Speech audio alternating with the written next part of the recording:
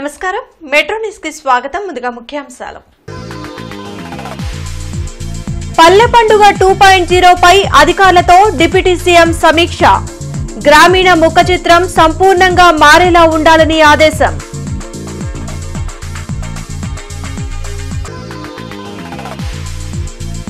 కుర్నూతలలో CCI కేంద్రాన్ని పరిశీలించిన collector తమీం Ansaria రైతులకు ఇబ్బందులు కలగకుండా అన్ని చర్యలు తీసుకోవాలని ఆదేశం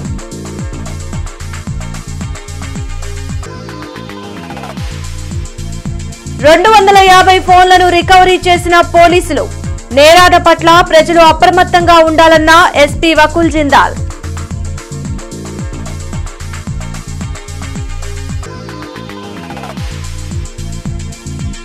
మహిళా సాధికారతకు మరో ముందడుగు పశ్చిమలో మహిళా గ్రీవెన్స్ డేను ప్రారంభించిన ఎమ్మెల్యే గల్లా మాధవి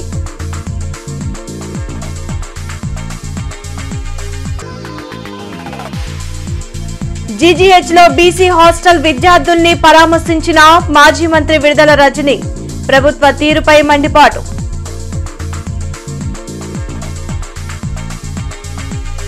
త్వరలో ప్రారంభం కానున్న పల్లె పండుగ 2.0 పై పంచాయతీరాజ్ గ్రామీణాభివృద్ది శాఖ ఉన్నతాధికారులతో డిప్యూటీ సీఎం పవన్ కళ్యాణ్ సమీక్షా సమావేశం నిర్వహించారు. పల్లె పండుగ విజయం ఇచ్చిన స్ఫూర్తిని కొనసాగించేలా పల్లె పండుగ 2.0 ప్రణాళికలు ఉండాలని ఉప ముఖ్యమంత్రి పవన్ కళ్యాణ్ స్పష్టం చేశారు. రహదారుల అభివృద్ది, నూతన రహదారుల నిర్మాణం, మరమ్మతులు, గోశాలలు, మ్యాజిక్ డ్రైన్ల నిర్మాణం తదితర అంశాలపై అధికారులకు దిశానిర్దేశం చేశారు. ఈ సమీక్షలో రాష్ట్ర పంచాయతీరాజ్ గ్రామీణాభివృద్ది శాఖ ప్రత్యేక ప్రధాన కార్యదర్శి Shashibhushan Kumar, commissioner Krishnateja, OSD Venkatakrishna, engineering chief Panchayati Raj Balunayak, ఇతర ఉన్నతాధికారులు పాల్గొన్నారు. వట్టిచెరుకూరు మండలం కుర్నూతల గ్రామంలో సీసీఐ పత్తి కొనుగోలుకు నోటిఫై చేసిన గాయత్రి కాటన్ ప్రెస్సింగ్ మిల్లు వద్ద పత్తి కొనుగోలు సన్నద్ధత ఏర్పాట్లను కలెక్టర్ తమీం అన్సారియా పరిశీలించారు. జిల్లా కలెక్టర్ తమీం అన్సారియా మిల్లు సమీపంలో సాగులో ఉన్న పత్తి పంటను పరిశీలించి పంట పరిస్థితిని, సాగు ఖర్చులు, దిగుబడి తదితర వివరాలను రైతుల ద్వారా తెలుసుకున్నారు. పత్తి పంట సాగు వివరాలను రైతులు జిల్లా కలెక్టర్కు తెలుపుతూ 2-3 వారాల్లో పత్తి మొదటి కోతకు సిద్దమవుతుందని, దిగుబడిని బట్టి 3-4 కోతలు తీసుకునే అవకాశం ఉంటుందన్నారు. సీసీఐ ద్వారా పత్తి కొనుగోలుకు సంబంధించిన సన్నద్ధత ఏర్పాట్ల గురించి వ్యవసాయ శాఖ, మార్కెటింగ్ శాఖ, కాటన్ మిల్లుల నిర్వాహకులతో చర్చించి సూచనలు అందించారు. ఈ సందర్భంగా కాటన్ మిల్లుల నిర్వాహకులు మాట్లాడుతూ జిన్నింగ్ మిల్లులకు విద్యుత్ ఛార్జీలు తగ్గించాలని, తెలంగాణ నుంచి తీసుకువచ్చే పత్తికి మార్కెట్ సెస్ రాయితీ ఇవ్వాలని ప్రభుత్వానికి తెలపాలని కలెక్టర్ను కోరారు. ఈ కార్యక్రమంలో జిల్లా వ్యవసాయ అధికారి ఐతా నాగేశ్వరరావు, వ్యవసాయ మార్కెటింగ్ ఏడీ సత్యనారాయణ చౌదరి, తహసీల్దార్ క్షమారాణి తదితరులు పాల్గొన్నారు.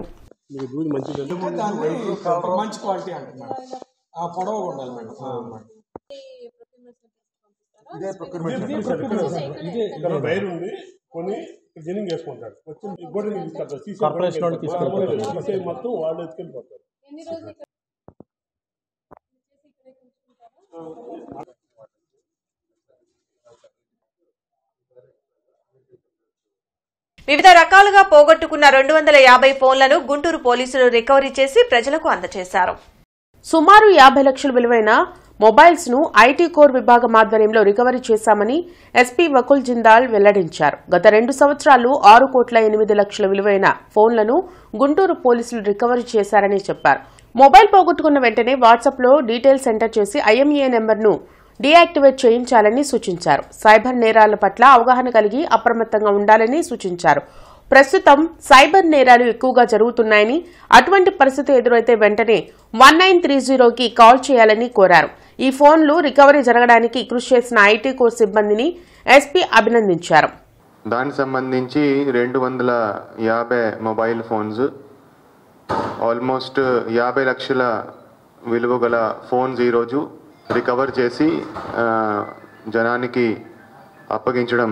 గుంటూరు పోలీస్ ఇంతవరకు almost 6,80,00,000 worth mobile phones, 3,400 mobile phones ఇప్పటి వరకు లాస్ట్ 2 ఇయర్స్లో ప్రజలకి రిటర్న్ చేయడం జరిగింది. సో ఎవరైతే మొబైల్ పోగొట్టుకుంటున్నారో, దొంగతనం అవుతుందో, ఇమీడియట్గా దానికి సంబంధించి CEIR వెబ్సైట్లో కంప్లైంట్ చేయడం కానీ, పోలీస్ స్టేషన్లో కంప్లైంట్ చేయడం కానీ, వాట్సాప్ హెల్ప్ లైన్కి కంప్లైంట్ చేయడం కానీ, 112కి కాల్ చేయడం కానీ ఇమీడియట్గా చేయాలి. అది నంబర్ డీయాక్టివేట్ చేయించాలి. సో దాట్ మీ మొబైల్ను మిస్యూజ్ చేసి ఎవరు కూడా మీ బ్యాంక్ అకౌంట్ నుంచి డబ్బు డ్రా చేయడము, లేకపోతే మీ ఐడెంటిటీ పర్టికులర్స్ వేరే దానికో ఉపయోగించడం అనేది జరగకూడదు. గుంటూరు పశ్చిమ ఎమ్మెల్యే గల్లా మాధవి మహిళల సమస్యలను త్వరితగతిన పరిష్కరించేందుకు ప్రతి మంగళవారం ప్రత్యేకంగా మహిళా గ్రీవెన్స్ డే నిర్వహణకు శ్రీకారం చుట్టారు. ఈ సందర్భంగా ఎమ్మెల్యే గళ్లా మాధవి మాట్లాడుతూ ముఖ్యమంత్రి నారా చంద్రబాబు నాయుడు ఆదేశాల మేరకు రాష్ట్ర వ్యాప్తంగా ప్రతి శుక్రవారం ప్రజల కోసం గ్రీవెన్స్ డేను నిర్వహిస్తుండగా నేను నా నియోజకవర్గ మహిళల కోసం ప్రతి మంగళవారం ప్రత్యేకంగా మహిళా గ్రీవెన్స్ డే కార్యక్రమాన్ని ప్రారంభించారని తెలిపారు. ఎందుకంటే చాలా మంది మహిళలు తమ సమస్యలను అధికారుల ముందు చెప్పలేకపోతున్నారని, ఈ వేదిక ద్వారా వారు స్వేచ్ఛగా మాట్లాడి వెంటనే పరిష్కారం పొందే అవకాశం ఉందని అన్నారు. ఫాలో అంటే ఈ రోజు వాళ్ళు చెప్పింది విన్నది మాత్రం మేము రాసుకున్నాం, లేదంటే సదరు అధికారులకు చెప్పాం అన్నట్టుగా కాకుండా వాళ్ళ పరిష్కారం వచ్చేదాకా కూడా మేము మా కార్యకర్తలు నిరంతరం ఫాలో అప్ లో ఉండి వాళ్ళ సమస్య క్లోజ్ అయ్యేదాకా వాళ్ళ వెంటే ఉంటాము. లేదు అది తీరే సమస్య కాదు అన్నప్పుడు మాత్రమే దాన్ని వదిలేసి తీరేదాకా కూడా ఆ సమస్య వెంటనే మేము ఉండి ఫాలో అప్ చేసుకొని వాళ్ళకి అది క్లోజ్ చేసే ప్రయత్నం చేస్తాము. ఒక మహిళా ఎమ్మెల్యేగా నేను ఈ నియోజకవర్గంలో ఉంటున్నప్పుడు మహిళా ఎంపవర్మెంట్ కోసం నేను నిరంతరం ప్రయత్నిస్తున్నప్పుడు ఇది ఒక చిన్న స్టెప్ గా నేను భావిస్తూ ఈ రోజు ఈ యొక్క కార్యక్రమానికి శ్రీకారం చుట్టడం జరిగింది.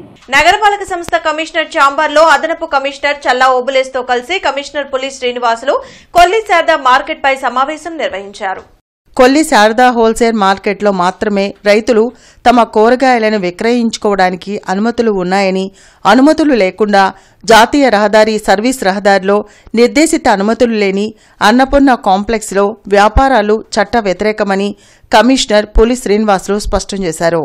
అన్నపూర్ణ కాంప్లెక్స్ నిర్వాహకులకు ఇప్పటికే చట్ట ప్రకారం నోటీసులు జారీ చేశామని, వారు హైకోర్టులో కేసులు దాఖలు చేయగా కోర్టు ఈ నెల 10వ తేదీలోపు కాంప్లెక్స్ని ఖాళీ చేయాలని ఉత్తర్వులు జారీ చేయగా సదరు కాంప్లెక్స్ నిర్వాహకులు మరికొంతకాలం గడువు కోరగా కోర్టు అనుమతి ఇవ్వలేదని, తక్షణం ఖాళీ చేయాల్సిందేనని స్పష్టం చేసిందన్నారు. ఎవరైతే ఇప్పుడు ఇల్లీగల్గా బిజినెస్ చేస్తున్నారో వాళ్ళకి ఈ రోజుకైనా వాళ్ళు తెలుసుకోవాల్సింది, దౌర్జన్యకరంగా లేకపోతే ఇంకొక రకంగా బిజినెస్ చేస్తామంటే చట్టం యాక్సెప్ట్ చేయదు. మీకు అన్ని రకాల అనుమతులు మేము ఇవ్వటానికి సిద్ధంగా ఉన్నాం. ఎప్పుడు చట్ట ప్రకారము మీరు ఎవరెవరి దగ్గర ఎలాంటి అనుమతులు తీసుకోవాలి, ఎలాంటి ప్లేస్లో పెట్టుకొని వెజిటబుల్ మార్కెట్ పెట్టుకోవాలి, ఎలాంటి సౌకర్యాలు వచ్చిన రైతులకు కానీ అక్కడ ఉండాల్సినటువంటి సౌకర్యాలు ఏమేమి ఉండాలి అన్నీ కూడా మీరు ఫుల్ఫిల్ చేసినప్పుడు మీకు అన్ని రకాల అనుమతులు ఇస్తాము. మీరు కావాలంటే ఆ రోజు చేసుకోండి. అంతేగాని ఇల్లీగల్గా బిజినెస్ చేస్తాము, మేము ఏదైనా చేస్తామంటే ఎట్టి పరిస్థితుల్లో ఎలవ్ చేయము. రేపు మార్నింగ్ ఆ షాపులన్నీ కూడా సీజ్ చేయడానికి ప్రొసీజర్ ఫాలో చేసుకోవటం జరుగుతుంది. తెనాలి చెంచుపేటలో దారుణం జరిగింది. పట్టపగలు నడి రోడ్డుపై ఓ వ్యక్తి దారుణ హత్యకు గురయ్యాడు. నిత్యం రద్దీగా ఉండే చెంచుపేటలో పట్టపగలు బుజ్జి అనే వ్యక్తిని ఓ దుండగుడు కత్తితో నరికి చంపారు. దుండగుడు స్కూటీపై వచ్చి టిఫిన్ చేయడానికి వచ్చిన బుజ్జిని హత్య చేశారు. హతుడు చెంచుపేటలో ఉన్న కుమార్తె ఇంటికి వచ్చి బయటకు వచ్చిన బుజ్జిని కొబ్బరి బొండాలు కత్తితో హతమార్చారు. మృతుడు అమర్తలూరు మండలం కోటి తాడిపర్రు గ్రామానికి చెందిన వ్యక్తిగా గుర్తించారు. ఘటనా స్థలానికి చేరుకున్న పోలీసులు కేసు నమోదు చేసి దర్యాప్తు ప్రారంభించారు. సాయి అని అన్నట్టు మాట్లాడుతున్నాడు దోశలు చెప్పి నేను ఇటువైపు తిరిగి చూసేసరికి వెనక్గా అటు నుంచి వచ్చినట్టున్నాడు సెంటర్ నుంచి. అబ్బాయిని నరకడం చూసి నాకు అర్థం కాల, కొట్టుకుంటున్నారే అనుకున్నాడు. చూసారు కొబ్బరి మండలి కత్తుంది చేతులు నరికేటప్పుడు నాకు భయం వేసి నేను ఆంటీ వాళ్ళ దగ్గరికి స్కూటీ మీద మాస్క్ పెట్టుకున్నాడు, హెల్మెట్ పెట్టుకున్నాడు. తెలీదండి. గుంటూరు ప్రభుత్వ ఆసుపత్రిలో చికిత్స పొందుతున్న అనపరు హాస్టల్ విద్యార్థుల్ని మాజీ మంత్రి విడుదల రజని పరామర్శించారు. ఈ సందర్భంగా విడుదల రజని మీడియాతో మాట్లాడారు. కూటమి ప్రభుత్వంలో హాస్టల్స్లో పరిస్థితి దారుణంగా ఉందని, సౌకర్యాలు లేవని, పరిశుభ్రత లేదని, అందువల్లే విద్యార్థులు అనారోగ్యానికి గురవుతున్నారని అన్నారు. 3,000కి పైగా హాస్టల్స్లో సిబ్బంది లేకపోవడం కూటమి నిర్లక్ష్యానికి నిదర్శనమని విమర్శించారు. పిల్లలు అనారోగ్యంతో బాధపడిన వారి తల్లిదండ్రులకు సమాచారం ఇవ్వడం లేదని, ఎవరైనా ఎదురు తిరిగితే కొడుతున్నారని, ఇలాంటి పరిస్థితుల్లో ప్రభుత్వం నిశ్శబ్దంగా ఉందని రజనీ పేర్కొన్నారు. ఈ కార్యక్రమంలో వైఎస్ఆర్సీపీ నగరాధ్యక్షురాలు నూరి ఫాతిమా తదితరులు పాల్గొన్నారు. పిల్లలతోనే పనులు చేయిస్తున్నారంట. గతంలో ఎన్నడూ లేదు, ఒక సంవత్సర కాలంగా చూస్తూ ఉన్నామమ్మా, ఇంతకుముందు లేదు ఇట్లా అని చెప్పి ఆ పేరెంట్స్ చెప్తా ఉన్నారు. ఈ సంవత్సరం నుంచి ఆ పిల్లలతోనే పనులన్నీ చేయిస్తున్నారు. శుభ్రం ఆ పిల్లలు చేస్తే శుభ్రం చేసుకోవాలి, లేకపోతే ఆ ప్రెమిసెస్ ఏమి కూడా వాళ్ళు క్లీన్ చేయరు. వీళ్ళు చేసుకోకపోతే, వీళ్ళు చేయకపోతే, హాస్టల్లో పనులు చేయకపోతే కొడుతున్నారంట. మరి దీనికి బాధ్యత ఎవరు తీసుకుంటారు? పిల్లల్ని కొడతారా? ఇక్కడ పిల్లల్ని పనిష్ చేస్తారా? బాగా పెట్టట్లేదు, సరిగా పెట్టట్లేదు అని చెప్పి క్వశ్చన్ చేస్తే భయపెడతారా? అంటే ఒక్కసారి హాస్టల్ల పరిస్థితి ఎంత దయనీయంగా ఉందో చూడండి. రాష్ట్ర వ్యాప్తంగా ఇదే తంతు. నగరపాలక సంస్థ ఆధ్వర్యంలో బిల్డింగ్ డెవలపర్స్ కన్స్ట్రక్షన్ మెటీరియల్స్ అంశంపై క్రెడాయ్, నరెడ్కో, బీఏఐ సభ్యులు, బిల్డర్స్, డెవలపర్ల, కాంట్రాక్టర్లు, కన్స్ట్రక్షన్ మెటీరియల్ సప్లయర్లు, హార్డ్వేర్ షాపుల ఎగ్జిబిషన్ ఏసీ కాలేజ్లో జరిగింది. ఈ సందర్భంగా కమిషనర్ పులి శ్రీనివాసులు ఎగ్జిబిషన్లోని స్టాల్లో జీఎస్టీ తగ్గింపుకు పూర్వం ప్రస్తుతం ఎంత ధరలు ఉన్నది తెలుసుకుని ప్రతి ఒక్కరూ తగ్గింపు ధరలతోనే విక్రయించాలని తెలిపారు. అనంతరం ఆయన మాట్లాడుతూ కేంద్ర ప్రభుత్వం సూపర్ జీఎస్టీ, సూపర్ సేవింగ్స్ ద్వారా ప్రజలకు ఆర్థిక వెసులుబాటుని కల్పించిందన్నారు. ప్రధానంగా నిర్మాణ రంగ వస్తువులపై జీఎస్టీ తగ్గింపు ద్వారా సాధారణ ప్రజలు ఇళ్లు నిర్మించుకోవడానికి వీలు కలుగుతుందన్నారు. జీఎంసీ ఆధ్వర్యంలో నగరంలో విస్తృతంగా జీఎస్టీ తగ్గింపుపై ఈ నెల 19వ తేదీ వరకు ప్రచారం చేస్తున్నామన్నారు. ఈ కార్యక్రమంలో deputy mayor Sheikh Sajila, corporator P Samata, నగరపాలక సంస్థ అదనపు కమిషనర్, గుంటూరు పశ్చిమ నియోజకవర్గ ప్రత్యేక అధికారి చల్లా ఓబులేసు తదితరులు పాల్గొన్నారు.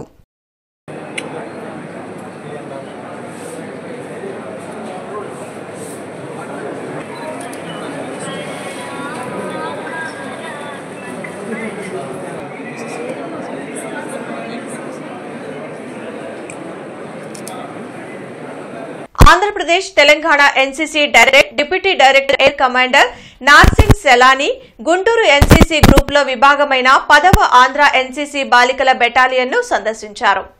ఈ కార్యక్రమంలో ముఖ్యంగా ఎయిర్ కమాండెంట్ నార్సింగ్ సైలానీ మరియు Guntur NCC group commander colonel Sudhanshu Dubey మరియు 10వ ఆంధ్ర ఎన్సీసీ బాలికల బెటాలియన్ ఎన్సీసీ కమాండింగ్ అధికారి లెఫ్టినెంట్ కర్నల్ ఎస్వీఎస్ సుదర్శన్ మరియు బెటాలియన్ అడ్మినిస్ట్రేటివ్ అధికారి మేజర్ అవినాష్ పట్వాల్ తదితరులు పాల్గొన్నారు.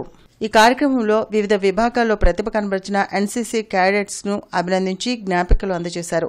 ఈ సందర్శనలో ముఖ్యంగా త్వరలో ఎన్సీసీ డైరెక్టరేట్ ఆంధ్రప్రదేశ్లో ప్రత్యేకంగా ఏర్పాటు చేయడంపై సాధ్యాసాధ్యాలను పరిశీలించి తగిన సూచనలు, సలహాలను గుంటూరు గ్రూప్ కమాండర్తో చర్చించి తదుపరి కార్యాచరణకు నివేదికను రూపొందించడానికి సహాయపడిన మిలిటరీ అధికారులకు ఏపీ స్టేట్ గవర్నమెంట్ స్టాఫ్కు అభినందనలు తెలిపారు.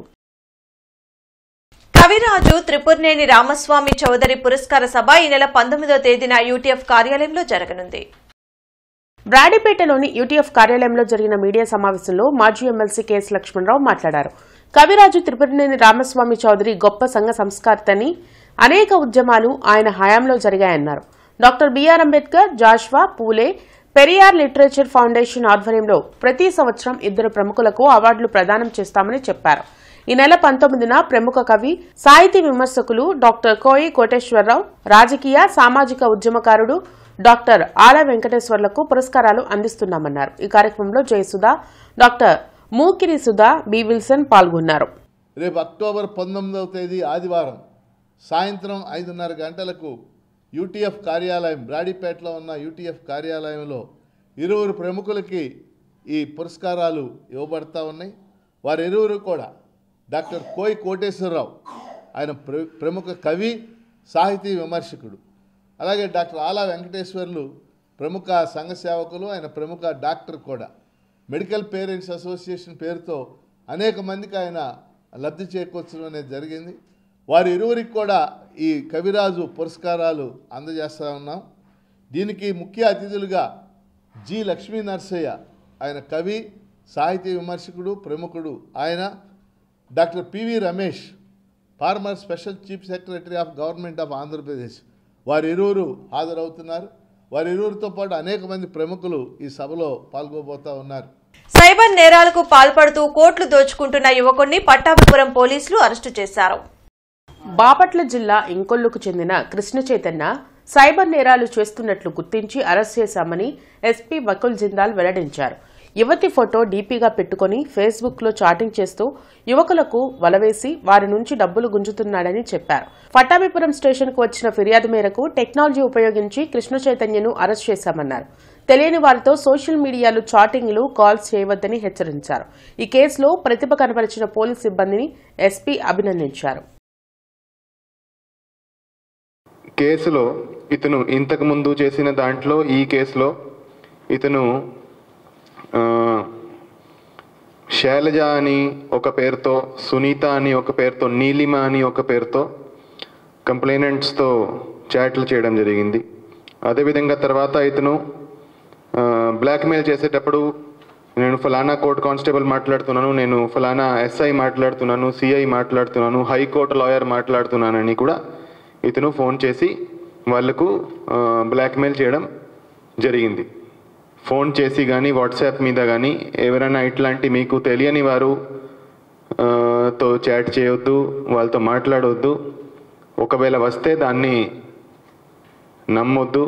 సో అందరూ కూడా జాగ్రత్తగా ఉండాలి, అందరూ కూడా ఇట్లాంటి మోసాల మీద ఎడ్యుకేట్ అయ్యి ఉండాలి అని ఉద్దేశంతో అందరికీ ఈరోజు ఈ అరెస్ట్ గురించి అదేవిధంగా ఈ ఎలా వాళ్ళు చేస్తున్నారని మేము ప్రెస్ మీట్ పెట్టి చెప్తున్నాము. మాల మహాసభ రాష్ట్ర అధ్యక్షులు మల్లెల వెంకట్రావు మీడియాతో మాట్లాడారు. దళిత నాయకులు దళారీలు అంటూ ప్రత్తిపాడు ఎమ్మెల్యే బోర్ల రామాంజనేయులు చేసిన వ్యాఖ్యలు అత్యంత గర్హనీయమని మల్లెల వెంకట్రావు అన్నారు. కామన్ సెన్స్ లేకుండా ఎమ్మెల్యే మాట్లాడారని చెప్పారు. తురకపాలెం బాధితులకు పరిహారం రావడంలో ఆయన పాత్ర ఏమాత్రం లేదన్నారు. మృతుల కుటుంబాలను ప్రభుత్వం పూర్తిగా ఆదుకోవాలని డిమాండ్ చేశారు. ఎమ్మెల్యేకి దమ్ముంటే అక్రమ మైనింగ్ ఆపాలని సవాల్ విసిరారు. తురకపాలెం దళితులను అవమానించే విధంగా ఆయన మాట్లాడారని గుర్తు చేశారు. తక్షణమే వారికి కాళ్లు కడిగే క్షమాపణ చెప్పాలని అన్నారు. కులాల మధ్య చిచ్చు పెట్టే ప్రయత్నం చేస్తే సహించేది లేదన్నారు. అదేవిధంగా దళితుల సంక్షేమానికి రామాంజనేయులు ఎప్పుడూ కృషి చేయలేదని విద్యాసాగర్, స్టాలిన్ తదితర నాయకులు విమర్శించారు. దళిత వర్గాల కోసం నిరంతరం పోరాటాలు చేస్తామన్నారు. దళిత సంఘాలు, దళారీ సంఘాలు డబ్బులు పర్సంటేజీలు తీసుకోవడానికి వస్తారు. మీరు అట్లాంటి వాళ్ళు ఎవరన్నా వస్తే మా మీద కంప్లైంట్ చేయండి అని మా సంఘాల నాయకులు అక్కడ ఉండగానే బహిరంగంగా మైకులో రామాంజనేయులు గారు మాట్లాడాడు. ఆయన ఐఏఎస్ కావచ్చు, డాక్టరేట్ తీసుకొని ఉండొచ్చు.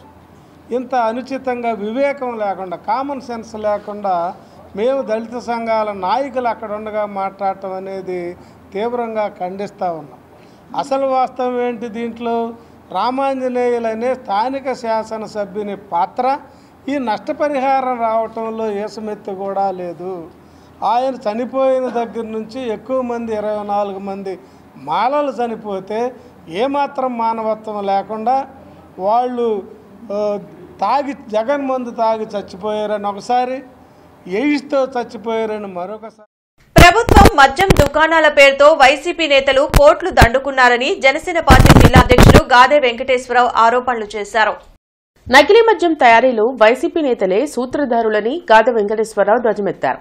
లాడ్జ్ సెంటర్లోని జిల్లా పార్టీ కార్యాలయంలో ఆయన మీడియాతో మాట్లాడారు. తంబళ్లపల్లి, ఇబ్రహీంపట్నంలో నకిలీ మద్యం తయారీ కేంద్రాలను అధికారులు పట్టుకుని దర్యాప్తు ప్రారంభించారని తెలిపారు. కానీ కూటమి ప్రభుత్వంపై బురద జల్లే ప్రయత్నం వైసీపీ నాయకులు చేస్తున్నారని మండిపడ్డారు. పవన్ కళ్యాణ్ రాష్ట్రంలో సమర్థవంతంగా పనిచేస్తున్నారని స్పష్టం చేశారు. చంద్రబాబు కుటుంబానికి, కూటమి ప్రభుత్వానికి నకిలీ మద్యం అంటగట్టేందుకు జోగి రమేష్ విశ్వ ప్రయత్నం చేస్తున్నారని మండిపడ్డారు. ఈ కార్యక్రమంలో జనసేన నాయకులు పాల్గొన్నారు. ప్రభుత్వాన్ని అస్థిరపరచాలంటే వాళ్ళకు ఉన్నటువంటిది ఏంటి? సింపుల్గా గతంలో వాళ్ళు చేశారు, ఆ నాలెడ్జ్ వాళ్ళకు ఉంది. అందుకని చెప్పేసి కల్తీ మద్యంని తయారు చేసి వాళ్ళే రూముల్లో పెట్టి వాళ్ళే పట్టించి ప్రభుత్వానికి ఆపద్దామని ఒక పిచ్చి ప్రయత్నం చేశారు. ఆ పిచ్చి ప్రయత్నం బెడిచి కొట్టింది. అది ప్రజలందరూ కూడా గమనించారు. అందుకని ఎక్కడా కూడా, అందుకని చెప్తాను నేను, ఎక్కడా కూడా ఒక్క షాపులో కూడా కల్తీ మద్యం బాటిల్ అనేది రాలేదు. వాళ్ళ ప్రకారమే, మనం వేరే రకంగా అవసరం. వాళ్ళు ఆలోచించింది, వాళ్ళు చెప్తుంది, వాళ్ళ నోట్లోంచి వాళ్ళు చెప్పింది తయారు చేసి అక్కడ పెట్టుకున్నారు అంతే. సో ఒక్క బాటిల్ కూడా బయటికి రాలేదు. అందుకని ఏ షాపులో కూడా కల్తీ మద్యం లేదు. కల్తీ మద్యం లాంటి దాన్ని ఉపేక్షించే పనే కూటమి ప్రభుత్వం చేయదు. ఐక్యరాజ్య సమితి వారి సూచనల మేరకు ప్రతి నెల అక్టోబర్ 15న గ్లోబల్ హ్యాండ్ వాష్ డేగా మెప్పా ఆధ్వర్యంలో నగరంలోని మహిళా సంఘాలకు పలు కార్యక్రమాలు నిర్వహించి అవగాహన కల్పించారు. వీధి విక్రయదారులకు కలుషితమైన నీరు, కలుషితమైన నూనె, చేతుల పరిశుభ్రత ఇవన్నీ పాటిస్తూ ప్రజలకు మంచి ఆరోగ్యకరమైన ఆహారాన్ని అందించాలని, నిరంతరం చేతులు శుభ్రంగా ఉంచుకొని ఆరోగ్యకరమైన ఆహారాన్ని అందించాలని FSSAI అధికారులు వీధి విక్రయదారులకు సూచించారు. మెప్మా పీడీ విజయలక్ష్మి వీధి విక్రయదారులు ఈ అవకాశాన్ని సద్వినియోగం చేసుకోవాలన్నారు. పలు అంశాలపై FSSAI వారు శిక్షణ ఇచ్చి ప్రతి ఒక్కరికి అప్రాన్ కిట్ ఇచ్చారు. ఉచితంగా FSSAI సర్టిఫికెట్లు ఇచ్చారు. 1956 అక్టోబర్ 14వ తేదీన డాక్టర్ బిఆర్ అంబేద్కర్ బౌద్ధ మతం స్వీకరించారని డాక్టర్ మద్దు అంకయ్య వెల్లడించారు. భారతదేశాన్ని RSS వాదులు సర్వనాశనం చేస్తున్నారని డాక్టర్ మద్దు అంకయ్య ధ్వజమెత్తారు. ఈనాటికి దేశంలో కుల వివక్ష కొనసాగుతుందన్నారు. దళిత, బహుజన వర్గాల నుండి పేదలకు వైద్య విద్య అందకుండా కూటమి ప్రభుత్వం PPP విధానం తెచ్చారని దుయ్యబట్టారు. అత్యున్నత న్యాయస్థానంలోని న్యాయమూర్తి జస్టిస్ గవాయిపై చెప్పు విస్తున్న ఘటన భారతదేశంలో జరిగిందని మండిపడ్డారు. ఈ కార్యక్రమంలో మద్దు శ్యాంప్రసాద్, పిట్టా వరప్రసాద్, పాల్, నల్లపు నీలాంబరం, నూతలపాటి సుబ్బారావు, పిల్లి శ్యాంప్రసాద్ తదితరులు పాల్గొన్నారు. ఈ యొక్క కూటమి ప్రభుత్వం ఏదైతే ఉన్నదో ఇది బీజేపీ, టీడీపీ, జనసేన ఈ మూడు కూడా హిందుత్వవాదులే. బీజేపీ ఏం చెప్తే అవి చేసేటువంటి తప్ప మరి వీరు స్వయం నిర్ణయాలు తీసుకునేటువంటి పరిస్థితి ఇక్కడ లేదు. ఎందుకనంటే ఉదాహరణకి మెడికల్ కాలేజీ విద్యను మొత్తం కూడా సర్వనాశనం చేశారు గత ప్రభుత్వం కానీ ఇప్పుడు కానీ. పేద వర్గాలకి, అట్టడుగునున్నటువంటి వాళ్ళకి, SC, ST, BC మైనారిటీ వర్గాలు మొత్తానికి కూడాను విద్యని అందుబాటు లేకుండా చేసింది. అదేవిధంగా ఈ కొత్త పథకం ఒకటి మూడు పీపీలు అనేటువంటివి తీసుకొచ్చి పబ్లిక్ ప్రైవేటు పార్ట్నర్షిప్ ద్వారా, భాగస్వామ్యం ద్వారా మెడికల్ కాలేజీల మొత్తాన్ని కూడా ఈ ఆధిపత్య వర్గాలు డబ్బున్నటువంటి మరి వారికి మరి దారాదత్తం చేసినటువంటి పరిస్థితి. దాని ద్వారా 4 లైన్ల శంకర్ విలాస్ ROB నిర్మాణ పనులు ముమ్మరంగా సాగుతున్నాయి. కేంద్ర సహాయ మంత్రి పెమ్మసాని చంద్రశేఖర్ నూతన శంకర్ విలాస్ బ్రిడ్జ్ నిర్మాణానికి 18 నెలలు గడువు విధించారు. అయితే గుత్తేదారు పనులు వేగవంతంగా చేపట్టినప్పటికీ భారీ వర్షాల కారణంగా కొంత జాప్యం జరిగింది. దీంతో ప్రజలకు సకాలంలో బ్రిడ్జ్ నిర్మాణం పూర్తి అయి తాము ట్రాఫిక్ కష్టాల నుండి బయటపడే అవకాశం ఇప్పట్లో లేదని అనుమానం మొదలైంది. దానికి ఫుల్ స్టాప్ పెడుతూ మంత్రి పెమ్మసాని నాణ్యత తగ్గకుండా బ్రిడ్జ్ నిర్మాణం సకాలంలో పూర్తి చేయాలని అధికారులను ఆదేశించారు. దీంతో నిర్మాణం పనులు మరలా వేగవంతంగా జరుగుతున్నాయి. గుంటూరు నగరంలోని మహిళా రిక్రియేషన్ క్లబ్ ని మరలా ప్రారంభించాలని, నగరంలోని మహిళలందరూ ఈ క్లబ్ మూతపట్టడం వలన మానసిక ఉల్లాసం లేక బాధపడుతున్నారని తెలుగు మహిళా జేఏసీ నేతలు అన్నారు. టీడీపీ మహిళా నాయకురాలు లంకా మాధవితో కలిసి తెలుగు మహిళా జేఏసీ నాయకురాలు కలెక్టర్ తమీం అన్సారియాని కలిసి వినతిపత్రం అందజేశారు. బులెటిన్ ముగించే ముందు ముఖ్యాంశాలు మరోసారి. పల్లె పండుగ 2.0 పై అధికారులతో డిప్యూటీ సీఎం సమీక్ష. గ్రామీణ ముఖ చిత్రం సంపూర్ణంగా మారేలా ఉండాలని ఆదేశం.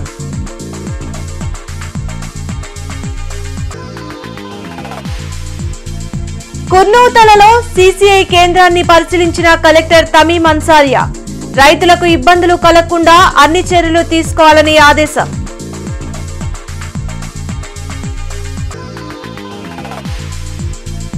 $250 ఫోన్లను రికవరీ చేసిన పోలీసులు. నేరాల పట్ల ప్రజలు అప్రమత్తంగా ఉండాలన్న ఎస్పీ వకుల్ జిందాల్.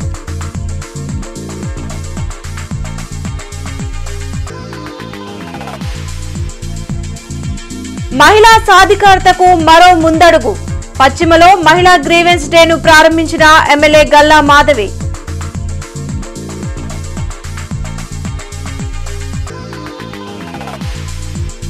జీజీహెచ్ లో బీసీ హాస్టల్ విద్యార్థుల్ని పరామర్శించిన మాజీ మంత్రి విడుదల రజని. ప్రభుత్వ తీరుపై మండిపాటు.